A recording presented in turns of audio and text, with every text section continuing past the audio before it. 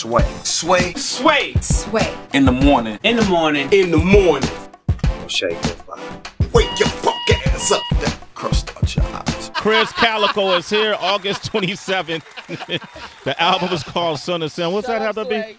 What's that? Okay, listen. All right, because we're very transparent with the citizens. Keep it 100. Keep it 100. I have to. We were talking about babies and marriage and things like that. Calico just told us that his wife is expecting. Congratulations. Said congratulations. Yeah, what we do with two more kids? And What we do with two more kids? They twins? No, I'm just kidding. Okay. And I said, I'm happy for you. And he said, well, you're a woman. You're going to say that. And I said, no, I'm not happy for my friend that's having a baby right now. Why, she a mess or something? Why? What's that?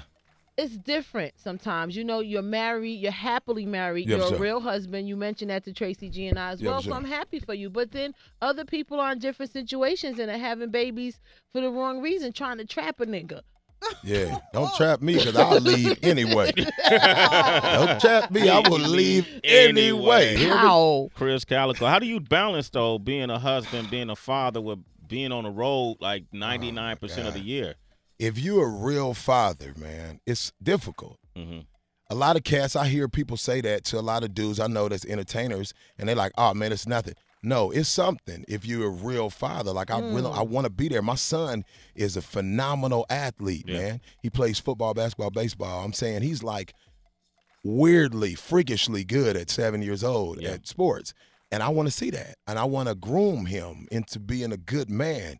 You know what I'm saying? And so if I'm not there, how can I do that? So I got to parent through Skype. I got to parent through FaceTime. You know what I'm saying? Like, I literally be looking at FaceTime and his mama, like, call me and, like, he did so-and-so. I'm like, get on the screen. Boy, get on the screen. It's like the new parent. Damn, the digital parent. The digital parent. I'm like, well, get on the screen. Tell her to slap you. Yo, you guys do a show me your titties segment in the show. Kids can't see that. The kids can't. Has your son seen you do that? Yes, he has, but he stands at front of house, which if you know what front of house is, it's where they operate the sound from. It's in the back of the room. Yeah. And everybody's facing towards the stage. So he hasn't seen any titties yet? He has. Okay. Has. Okay. I said all that to say for nothing. Yes, he has. How many times? I don't know. We do 230 shows a year. They come out about every 3 weeks to see me. And so he 70.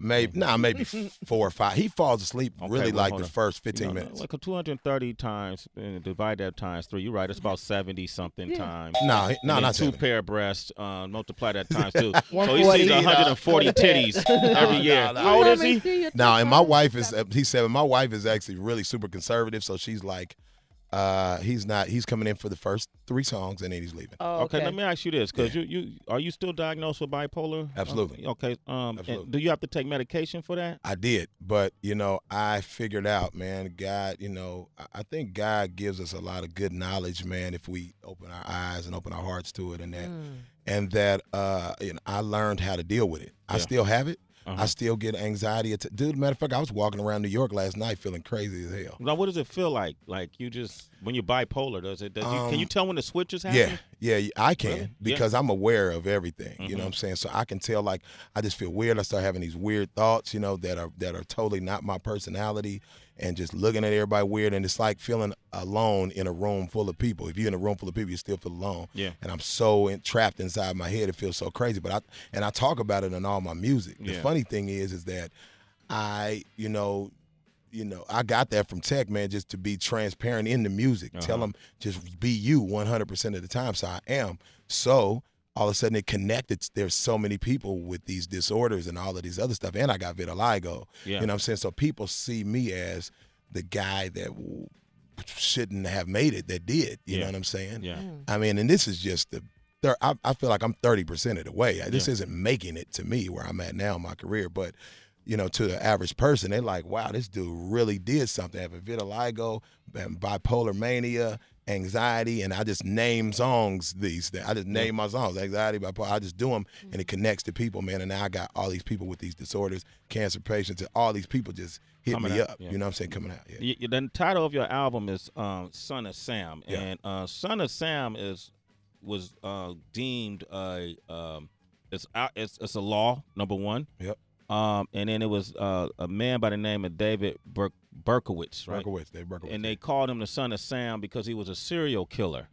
And he murdered maybe 6 or so. Well, how many people did he murder in all? I don't really remember. I know he's a serial killer. Okay, he was a serial killer. Yep. And you named your album after him. Are you concerned that people will be offended by this? No. Or what made you, did that cross your mind that, man, you named your album? It's actually a couple reasons why I named it Son of Sam. One is the killer, and that's because that's what I am on his mic. Okay. That's all it means, that I'm just musically, lyrically a killer. Okay. And I'm serially going to, in series, I'm going to kill these niggas. Okay. They don't even know it. Some of them know it. Okay. Some of them know it. They show up at the shows because they know we do it. But, and secondly, I am the son of Sam. Sam is a prominent name in my family. My original name, my government name is Samuel William Christopher Watson IV. Damn, and so, gave it all. Dang, come on. The hell? And so, Sam, actually, quick story.